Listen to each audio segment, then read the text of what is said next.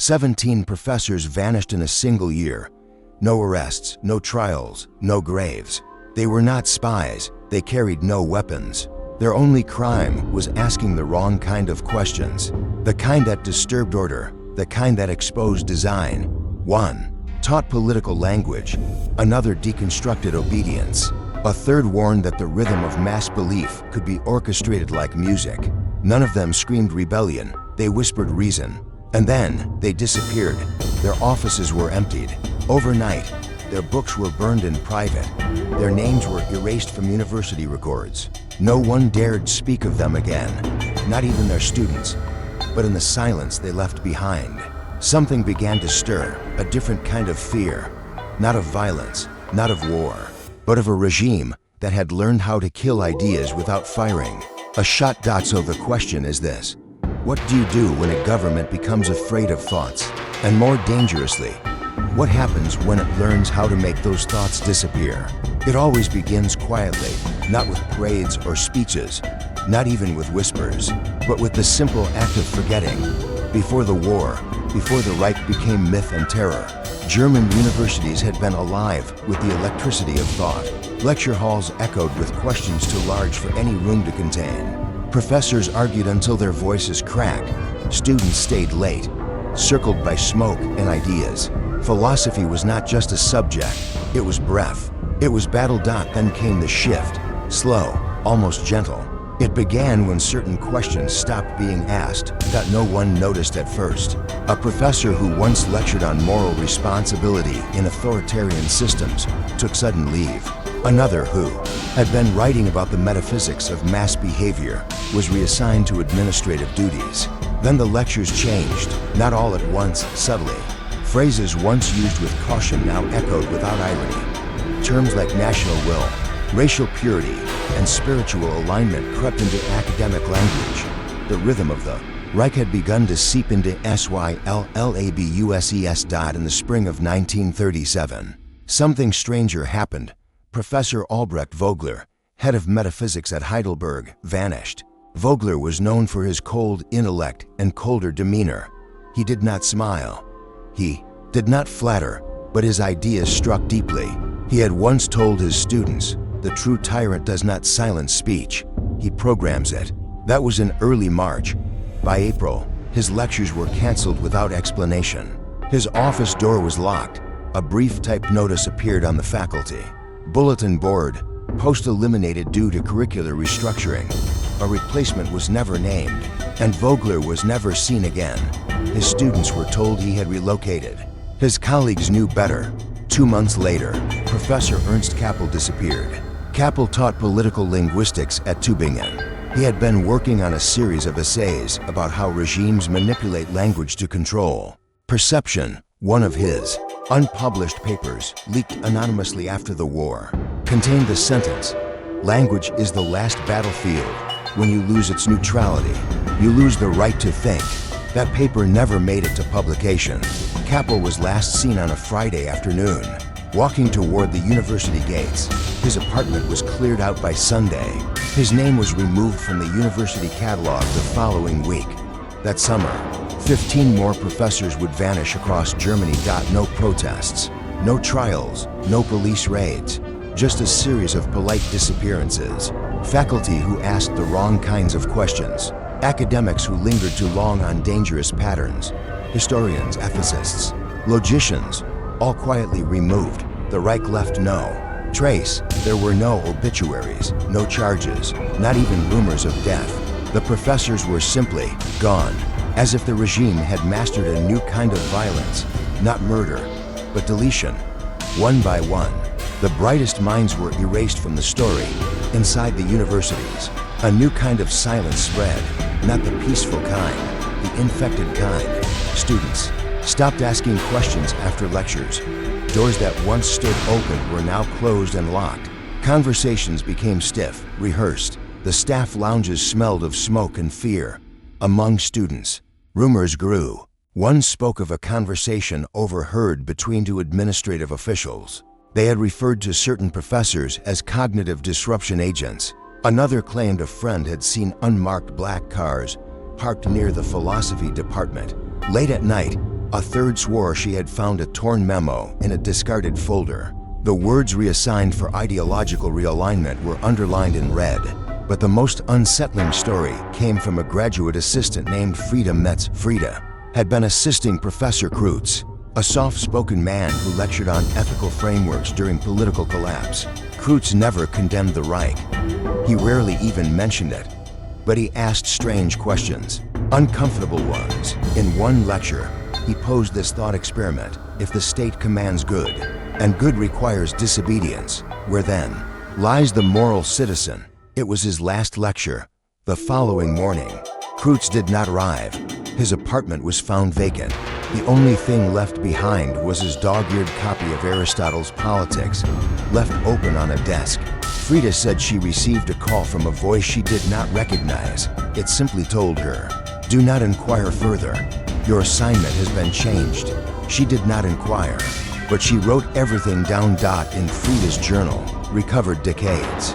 Later, there was an entry that read, "They are not executing minds.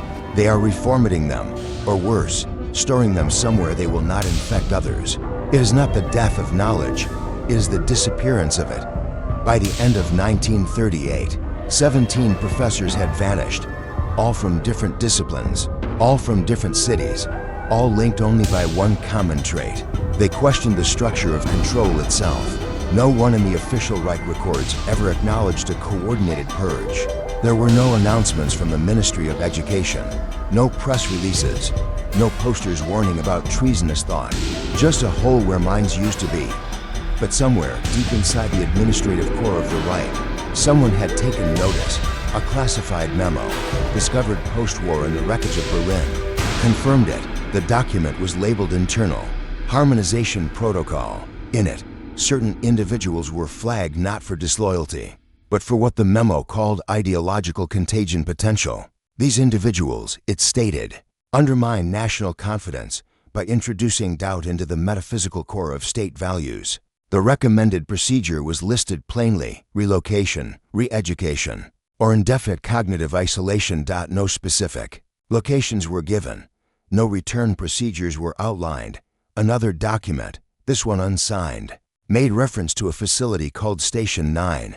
According to the fragment, Station 9 was a rural complex located in Upper Bavaria, near the forested edge of Obersalzberg. It was not a prison. It was described as a containment and integration site for rogue philosophers. No guards, no barbed wire, just fences, staff, and silence. What happened there? No one knows for certain. One theory suggests the professors were forced to rewrite their work, not in their own voices, but in the language of the regime, that their ideas were stripped of critical elements and reshaped into ideological tools. Another theory is darker, that they were psychologically dismantled, not tortured, not drugged, but isolated, left alone long enough for their convictions to unravel, for their questions to decay into obedience. A third theory, considered absurd at the time, now haunts the few historians who study the case seriously. It proposes that the professors were never meant to be destroyed or repurposed, that they were collected, preserved, not because they were threats, but because the regime secretly feared the loss of high thought, that even in its most brutal form, the Reich needed philosophers, just not free ones. Today, there are no plaques in their memory, no names carved in marble. Their books are out of print. Their students, if any remain, have grown old in silence, but the questions they asked still hover, unburied. Questions about obedience, about language, about control, and about memory. Because when a regime chooses to silence minds, not by execution, but by disappearance, it does more than erase the person. It erases the possibility of the person. It turns the questioner into a ghost, and it teaches the living that to think is to vanish. There are those who still believe some of them survived, that somewhere deep in the forests or buried beneath forgotten compounds, the professors remain, broken, perhaps, but intact. Others say they died long ago, not by bullet or blade, but by the slow suffocation of thought. But perhaps the greater horror is not what happened to them. Perhaps the real terror lies in how easily they were forgotten. 17 minds vanished, without violence, removed without record. and remembered only by those who still dare to ask, what happens when truth becomes dangerous? And how many minds are we willing to lose to feel safe? They were not taken to camps. That was the first detail that confused the few who tried to track them. The professors who vanished left behind no records of arrest, no reports in local police stations, no mention in the files of the Gestapo or the SS. They did not go through the channels used for political prisoners or subversives. They simply ceased to exist in the visible world. And yet, something had to be done with them. Thought like theirs could not be killed with a gun. It had to be drained, disassembled, rewritten. In early 1939, a rumor began to spread among railway workers in southern Bavaria. An anonymous set of night trains, often unmarked, passed through a remote transfer station near the edge of the Obersalzberg forest. The trains carried no guards, no cattle cars, no visible signs of restraint, but their passengers looked unlike any others, well-dressed, pale, silent, men who stared without focus, like scholars dropped into a world they could not translate. The trains always stopped at the same place, a small branch station with no town nearby. A cleared path led through pine trees to a tall iron gate. Behind it stood a building the villagers called the Listening House. No one knew who built it. It was not listed on any registry. It had no signage, but it was always quiet, not the peace of nature, the silence of something watching. Later, the building would be called Station 9. It was not a prison. There were no bars, no cells. Just long halls lined with dark wood, endless doorways, and rooms with no windows. Inside those rooms, the professors were kept, fed, washed, given beds. But they were never permitted to leave the building, and the rooms had no clocks, no calendars, no reflections. Each man was alone. There were no interrogations, no screaming. The regime did not need confessions. What it wanted was surrender, not of allegiance, but of thought. According to a single surviving report found after the war, Station 9 operated under a doctrine known as philosophical neutralization. The theory was simple. Ideas were structures. If those structures could be exposed to constant contradiction, isolation, and semantic erosion, they would collapse. The man who held them would not even know what he had lost. Each professor was given his own work to dismantle, a copy of his lectures, his published essays, the very things that had led to his removal. They were told to explain their ideas again and again, but each time the context changed. A word was missing, a sentence rewritten, a principle reversed. Over time, something broke. A former guard, one of the few living witnesses, would later describe it like this. At first, they argued. They tried to defend themselves, not with anger, with logic. They debated into the walls, but after weeks, their sentences grew shorter. They would pause mid-thought, unable to finish a sentence. They would forget why they began an argument. One by one, their certainty eroded. By the third month, some began to repeat Reich slogans, unconsciously, not out of belief, as if the slogans filled the silence their own minds could no longer hold. No one tortured them, no one forced them to kneel. They were allowed to walk the halls, to write in provided journals, to read assigned texts. But the only books allowed were those approved by the Ministry of Culture. Books filled with certainty, simplicity, faith in the nation. When one professor asked for a copy of Plato, it was denied. Instead, he was given a biography of the Führer's youth. Another asked for Kant's Critique of Pure Reason. He received a pamphlet titled The Soul of the Aryan. There were rumors that psychologists were involved, but not normal ones, specialists in ideological adjustment, men who had studied not healing, but belief. Their purpose was not to remove the professor's knowledge, but to reframe it, to take their deepest thoughts and twist them until they resembled loyalty. A name surfaced in one internal document, Dr. Erhard Wiegler, head of the Institute for Metaphysical Harmony. It was said that he believed resistance was not a political act, but a neurological one. That if you could interrupt a man's rhythm of thought, you could bend it, make it hum in harmony with power. At Station 9, Wiegler's experiments found fertile ground. Each week, the professors were brought into a central room, no windows, a single overhead light.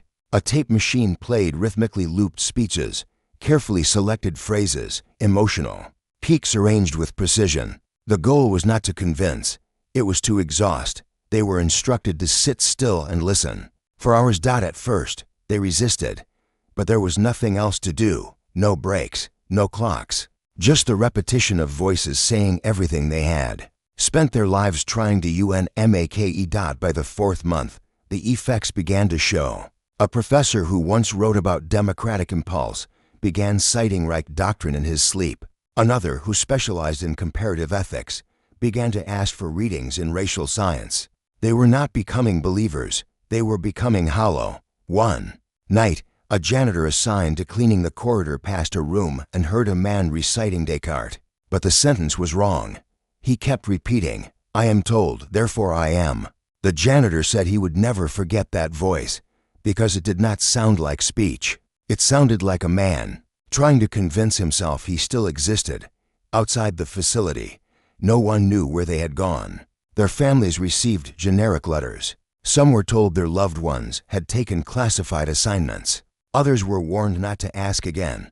Most chose silence, not because they agreed, but because they feared what happened to thought might happen to them. Station 9 never held more than 20 men. It did not need to. Its purpose was not to punish the past.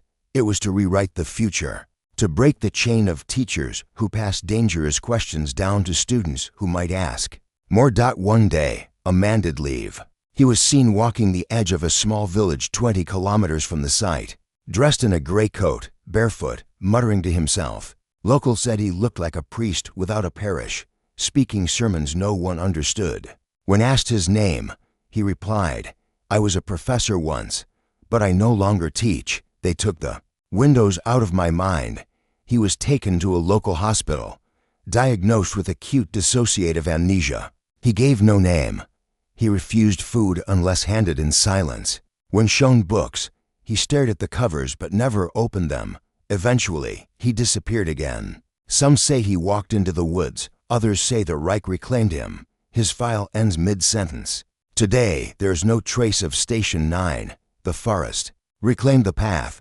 The building, if it still stands, is buried under moss and forgetfulness. The Reich made sure it never existed on paper, but the minds that passed through it left behind a stain, a mark in history where thought was not silenced with violence, but dissolved through repetition, rhythm, and control. A room without windows does more than block light. It stops reflection. And when a man can no longer reflect, he can no longer resist. There was a time when philosophy in Germany shaped the conscience of the world. Names like Hegel, Schopenhauer, Nietzsche, they turned the unseen into structure. They defined will, morality, identity. But by the late 1930s, that river of thought had narrowed. The Reich had turned it into a canal, straight, confined, directed toward one destination. No more questions about the individual versus the state. No more lectures about moral contradiction. Only alignment, only order. And yet, beneath that polished surface, something else was happening. Inside Station 9, after the voices grew tired, after the professors no longer spoke in full sentences, the second phase began. The rewriting. The regime did not just want obedience, it wanted utility. And these men, broken as they were, still held value. Their knowledge, their vocabulary, their logic, it could be turned into weaponry, not for war, for culture, for permanence. Each professor was assigned a task. They were told it was part of their rehabilitation, a test of cooperation. They were given a new curriculum to write, but not their old curriculum, not the lectures they once gave to bright-eyed students. These new lessons had one goal: to make the Reich eternal. Professor Dieter Baum, once a quiet expert on epistemology, was tasked with writing a framework that justified racial hierarchy, not through biology, but through metaphysical necessity. He protested at first. He tried to reframe the assignment, to bend it toward something less grotesque. But each submission that deviated from the assigned outline was returned to him with a red stamp and a blank sheet. After 2 months, his essays began to match the structure exactly. He explained, in perfect formal logic, why the Aryan soul was more receptive to universal truth. He provided diagrams, definitions, Cross-reference thinkers who would have torn the ideas apart had they been alive to see what their words were used for. None of the professors believed in what they were writing. That was not the point. The point was to turn their minds against themselves, to make them the authors of their own undoing. Professor Klaus Reiter, who had once studied comparative ethics, was ordered to produce a moral framework for obedience. Not obedience to principle, obedience to authority itself. He wrote a lecture titled The Sacred Chain, which argued that morality did not exist in actions, but in submission. The further one submitted, the more righteous he became, Reiter later scratched that phrase into his wall. The further one submits, the more righteous he becomes. It was not a confession. It was a scream written in silence. The philosophy that emerged from Station 9 was never meant for the universities. It was never meant for publication. It was designed for internal use, for indoctrination schools, for youth camps, for the next generation of teachers, writers, filmmakers, and soldiers. The professors were not just being repurposed, they were being cloned. Each completed work was studied, dissected, and turned into training material. Their phrases became slogans. Their logic became justification. Their names were never used, but their voices echoed in the propaganda that followed. And still, somewhere inside them, something remained awake. One professor, unnamed, possibly, once from Freiburg, had been a student of phenomenology.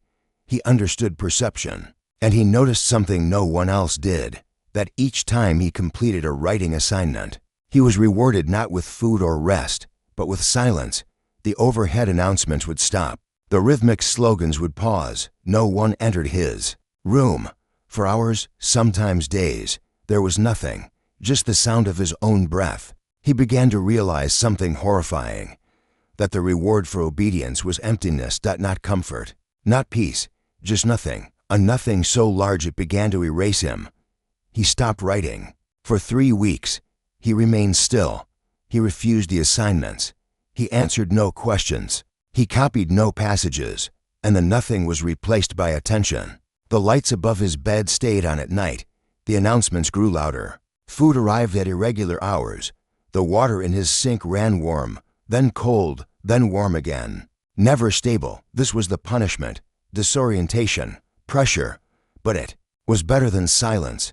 Eventually, he resumed his work. Not because he believed it, because he feared becoming what the others had become, living echoes of a voice that was not theirs. Another professor tried to resist more directly. He began embedding hidden messages in his rewritten lectures, lines from banned books, phrases from Jewish philosophers disguised in neutral syntax. He hoped someone reading it would understand, that somewhere another mind would see the fracture in the pattern. But he was caught. The pages were burned. He was moved to an isolated wing. The last note about him in the surviving records reads, "No longer responsive, retains eye movement." Only that was the price of subtle rebellion. Still, even in that place, even in the absence of light or reflection, the old minds remembered pieces of themselves. Some began to communicate in small ways, a tapped pattern on a wall, a penciled phrase left in the margin of a returned essay. The code was not elegant. It was not fast, but it was all they had. One message was discovered carved into the underside of a wooden desk. Truth requires no belief, only memory. Do not let them teach you to forget. It was found after the war. The desk was stored in a warehouse before being destroyed, but the message was copied. A single sentence, scratched by a man who had lost everything but the structure of one thought. That was the paradox of Station 9. Its very purpose, to destroy thought, confirmed its necessity. Because if a regime feared a question enough to rewrite its answer, then that question must still hold power. The Reich never acknowledged what it had built. Station 9 does not appear in any architectural registry. Its staff never gave interviews. Its survivors, if any, never came forward. But its effects can be traced. A propaganda booklet discovered in a Berlin schoolhouse in 1943 used phrasing identical to one of the professor's assignments. A televised lecture in 1944 followed a rhetorical structure once used by Reiter. Pieces of those ghost philosophies leaked out, contaminating the minds of students who never knew where the ideas had come from. They were taught lessons built from captured thoughts. The professors never taught those philosophies in freedom, but they were taught nonetheless, and long after the war ended, long after the regime fell, some of those structures remained, in how people justified obedience, in how they spoke of duty, in how they remembered history, not as a warning, but as something best left vague. The philosophy that was never taught still lingers, not in classrooms, in silence, the kind of silence that spreads when questions become dangerous, when memory becomes optional, when the mind forgets that it was once free.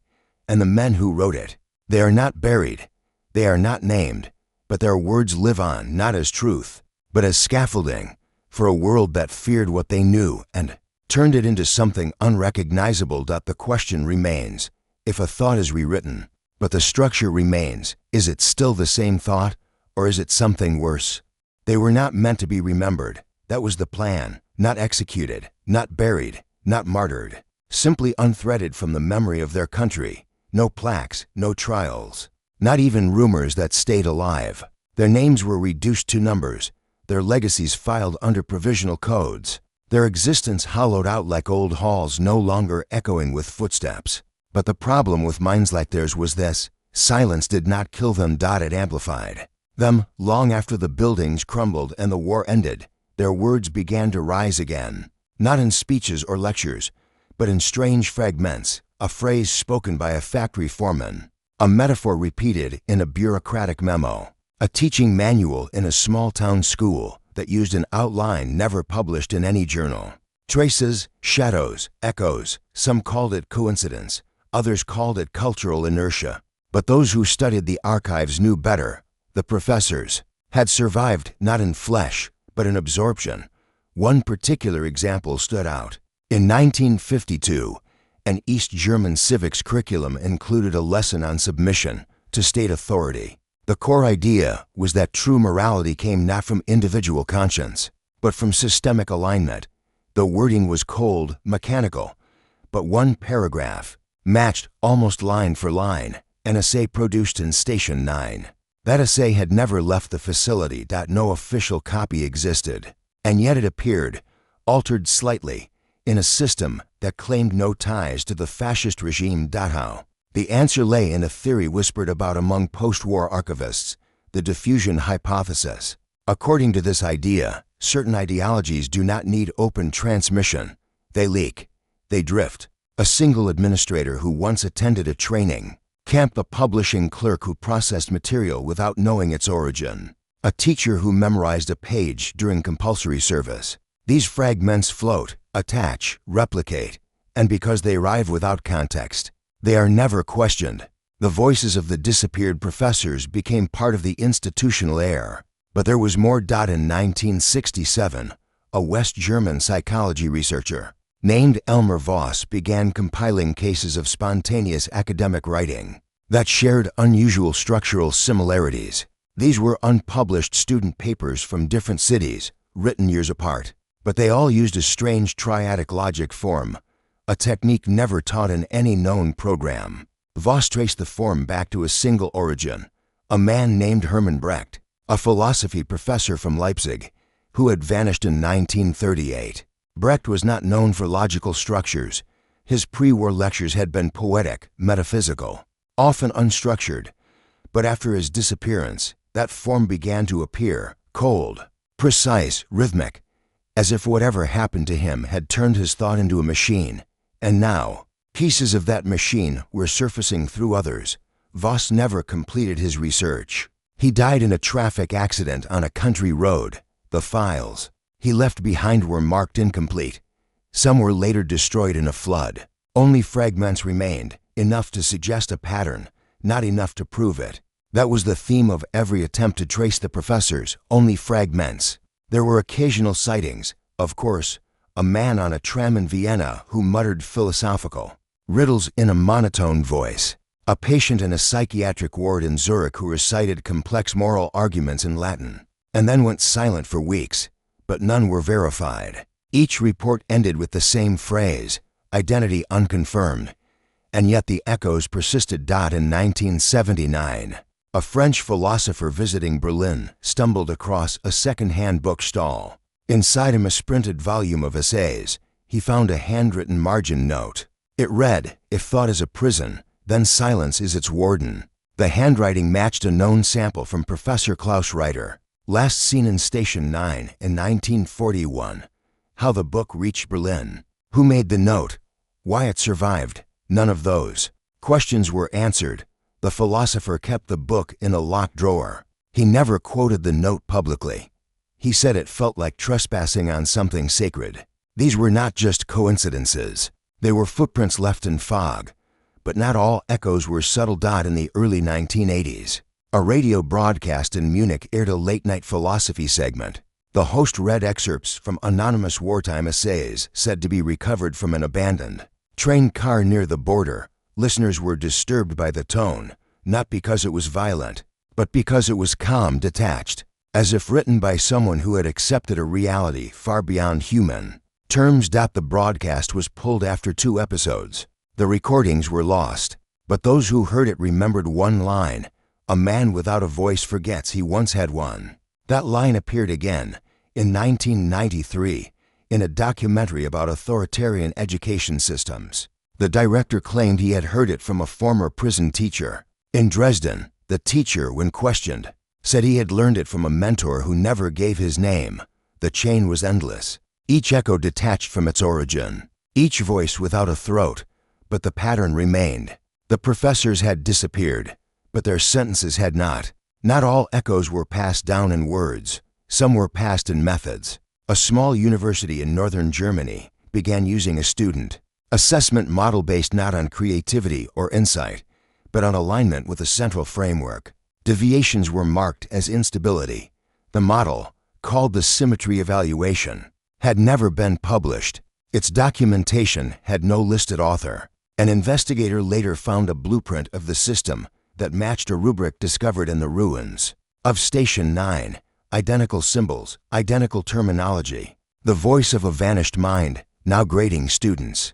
Half a century later, what did this mean? That memory could be rewritten. That identity could be reshaped through repetition. That once an idea entered the bloodstream of a society, no matter how poisonous, it could survive by shedding its skin. These professors had been erased from the surface of history, but beneath it, their thoughts had continued to pulse, in systems, in protocols, in casual phrases passed down from instructor to instructor until no one remembered. Where they began, their names did not survive, but their influence did. And that is perhaps the most terrifying outcome of all, because martyrdom can be resisted, monuments can be torn down, even textbooks can be revised. But when the voice becomes faceless, when the phrase enters your mouth without your knowing its origin, then the system has truly succeeded. It has turned memory into instinct. The archivists who worked in silence understood this. They knew. They could not resurrect the professors, but they could trace the vibrations of their thought. They created maps, not of people, but of influence, not of locations, but of leaks. And on those maps, one thing became clear: the voices never stopped speaking. They simply stopped asking permission. A professor removed from his classroom, a mind broken by endless questioning, a thought reframed until its purpose was inverted. All of it survived. Not in history books, but in how a teacher grades a paper, in how a child defines duty, in how a government justifies silence. These were not ghosts, they were echoes, structural, lingering. And their most chilling trait was this: they did not speak in sentences, they spoke in systems. There's a town in northern Saxony where no one speaks of the past, not because of trauma, not because of guilt, but because they no longer remember it exists. Its name was once associated with a modest university, a quiet library, a train station that rarely saw more than 3 departures a day. It was not famous, it was not important.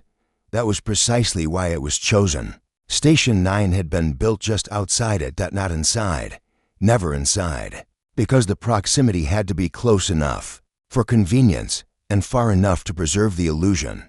Those who lived in the town would say, if asked, that there had been something, a facility, perhaps, or a barracks, but they could not say what it did. They remembered uniforms, trucks, the occasional silence that lasted too long, but nothing else. And now Now they do not even remember the forgetting. In 1998, a cultural researcher named Liesl Baum arrived in the town to collect oral histories for a documentary on rural life under the Third Reich.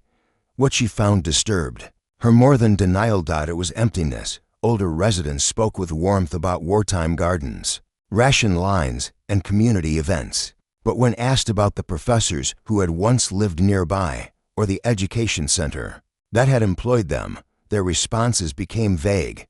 Some said there had never been a school. Others said the university closed before the war.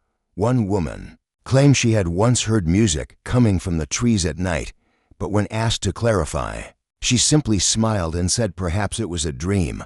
Baum visited the local archives. There were gaps, not just missing files, but catalog codes that skipped entire decades. One page referenced a Dr. Reiter, but the subsequent file had been withdrawn. A librarian explained it like this: those were not important records, just old things nobody wanted anymore. Baum left the town with a single recorded interview. An elderly man, blind in one eye, who said, "They came here because we did not matter, and then we made ourselves forget them, so we would not have to matter either." What does it mean to erase the past so completely that even the scars become invisible? Perhaps the better question is this: who benefits from that silence? Because the town did not forget by accident. In 1946, just after the war, a policy known as civic retraction was proposed for select regions. It aimed to restore emotional neutrality to areas near former re-education centers. The method involved architectural simplification, removal of memory anchors, and reassignment of street names. Station Road became Birch Street. Memory Plaza became Market Square. The library was converted into a municipal tax office. The lecture hall became a warehouse. The train station was shortened to a single platform.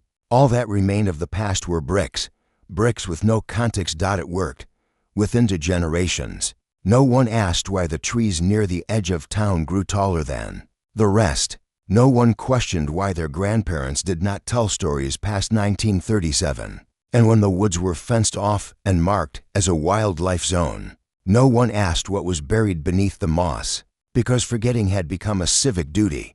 And then silence, until 2004, a group of hikers stumbled across a collapsed tunnel entrance near the wildlife zone. Beneath the soil were rusted rails, remnants of a track that once led from the train station to what was believed to be open woodland. Experts were called. The soil dated to the late 1930s. The alignment matched a path toward the former station. 9. But there was no official record of any tunnel. No mention in construction files. No blueprint. No engineering logs. And yet, there it was. The mayor issued a statement denying historical relevance. The entrance was sealed. The hikers were instructed not to speak further. But something had already been set in motion. Later that year, a school teacher reported strange behavior in one of her students, a boy 11 years old, who began drawing diagrams during lunch. He claimed he was redesigning the symmetry chamber. When asked what that was, he could not explain. He only said it needed to be finished so the questions would stop. The drawings were confiscated. They matched, almost exactly, the schematic of a testing room used in Station 9, a schematic never released publicly. The boy had no known relatives connected to the war. He was born in the town, raised there. His grandparents had moved there after the war. He had never left, never studied beyond the local curriculum. So where had the image come from? No one could say. The town went quiet again, but the silence was different now. It had texture. Researchers who came afterward began describing a strange dissonance. Locals smiled, but never asked why they were being studied. Historical references were absent. School books stopped at 1933 and resumed at 1949. No one questioned the void. In a cafe, an elderly man hummed a melody, unfamiliar, mechanical. When asked what it was, he shrugged and said it was something he had heard in the forest as a child. The melody matched a cadence pattern used in indoctrination sessions in Station 9. That it had no lyrics, only rhythm. And still, the people of the town went on living, unaware or perhaps unwilling to name the voices that passed through them.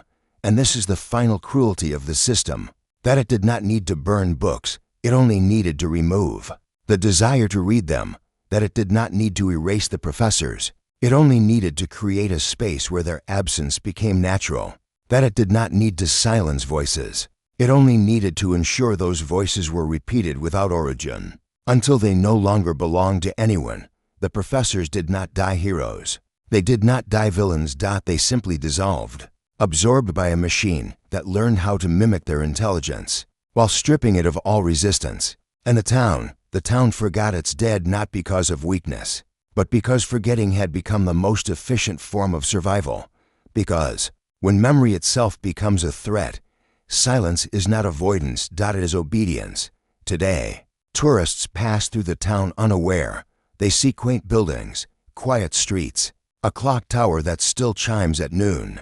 They buy postcards, unaware that the ink used to print them comes from a factory built on what was once the southern edge of Station 9. No plaque marks the site. No museum. No gravestone. Only a feeling, the kind that lingers behind your eyes when you look too long at something that should not be there. The wind moves strangely near the edge of the woods. It never carries birdsong, only rustling, as if the trees remember what the town refuses to. And deep underground, beneath the sealed tunnel and the rewired histories, beneath the new train lines and the renovated platforms, the question still waits. Not who were they, but what did they leave behind inside us? Because the professors disappeared, but the system did not, and perhaps it never will. Not while we continue to live in towns that forget their dead.